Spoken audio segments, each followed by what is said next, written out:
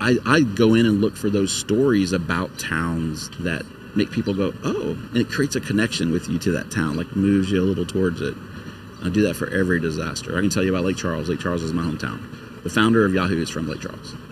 Really? You didn't know that, did you? His name is David Philo. Look it up. Okay, Yep. His brother is an attorney there, Tom Philo. I had no idea that the founder of Yahoo was from Lake Charles. Okay. Yep. The world's most foremost surgeon in human history, a guy named Michael DeBakey, is from Lake Charles. He's considered by the medical profession as the best surgeon to have ever lived. Okay. He's from Lake Charles. And so you just kind of go into these areas of impact, figure out the history and culture behind them, and what type of stories you can harvest from it, and then use that to get people concerned about the area? Exactly. And it's almost like I don't have to, because our mission is to embed in the most impacted community and stay there and live there and help the individuals in ways that nobody else really does. Now, we don't have this big, I have this big movement of volunteers that I can just say, get on the phone and say, hey, all 6,000 of you come. We have like 12 that knows how to move people to come and help. And so we are a platform that makes it easy for the American man, woman, child to volunteer. And so we are a platform for volunteerism. And, we show stories, and we show stories and we start tugging at your heart. And some people are going to be able to say, aren't going to be able to say no to that. And we get those people and we bring them in and we put them to work. Yeah. We also have a partnership with AmeriCorps. AmeriCorps is a federal government program for youth volunteers where they give up about 9 months of their lives to do nothing but volunteer for that entire time. It's highly organized. It's very professional. I just had a call with them today for our last AmeriCorps team to provide feedback on it, on our experience with it. And so we've had 6 AmeriCorps teams. They come and they stay anywhere from 4 weeks to 6 weeks, and they live. We find them housing. They live with us, and then we manage their work. So working with AmeriCorps, and it's AmeriCorps NCCC, National Conservation Corps. These are just youth volunteers. They come in and we put them to work, and then we build on top of what they're doing, and that drives a lot more individuals to come in and volunteer with us. So for Rolling Fork, I'll tell the story. So Rolling Fork happened on, I think it was March 24th. It was a Friday night, and I'm sitting at the house. I just grilled some steaks and was having a glass of wine. It was a nice Friday night here in Baton Rouge.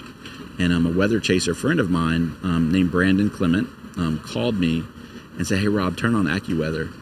There's some tornadoes hitting Mississippi. And so I turn it on, and there's Brandon, this weather chaser. Like, they're showing his live video from his vehicle on, this is Brandon, on AccuWeather. He said, y'all gonna need to come to Rolling Fork. And I'll call Brandon whenever something happens, like, hey Brandon, is this something we need to respond to? He's like, nah, this isn't gonna be big enough, for you guys to come. There's other resources coming. He said, Rob, y'all need to come. And now it's 10 p.m. Friday night. Okay. And I'm at my house here in Baton Rouge, and I have a glass of wine and a knife for my filet mignon. I'm like, okay, I'm coming. So I set it down, and I grabbed my phone, and I went live while I'm packing my clothes in my closet and said, hey guys, Brandon just called me, I'm going to Rolling Fork. And with 30 minutes, I was on the road. So 10:30, I'm on the road driving to Rolling Fork. I stopped over in Jackson. I was just dead. I slept for a minute, but I woke up in time to pull into Rolling Fork at 5 a.m. The tornadoes had just happened, and 15 people had lost their lives. And so I pulled into town, and there's debris just everywhere, and there was a few cars moving around, but for the most part the roads had been cleared, so I could drive on them. But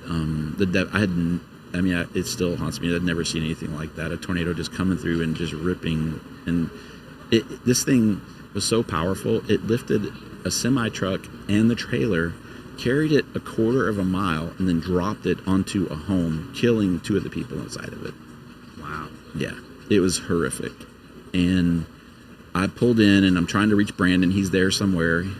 I was never able to get him, but I was able to connect to my team, and I drove back to Vicksburg, about 45 minutes away, and said, hey, we're going to need to deploy. So we loaded up. We had 9 trailers, our skid steer. We had a new food truck and a command trailer, and we brought all of that stuff up there. Within 2 days, we were set up in Rolling Fork in a parking lot with our program called Safe Camp, Swift Action Force Emergency Camp. It's a MASH type unit that we set up for our volunteers and for survivors to be able to operate from. And so that was Rolling Fork. And within 2 days we were there, and we were full on, and we stayed there 6 weeks.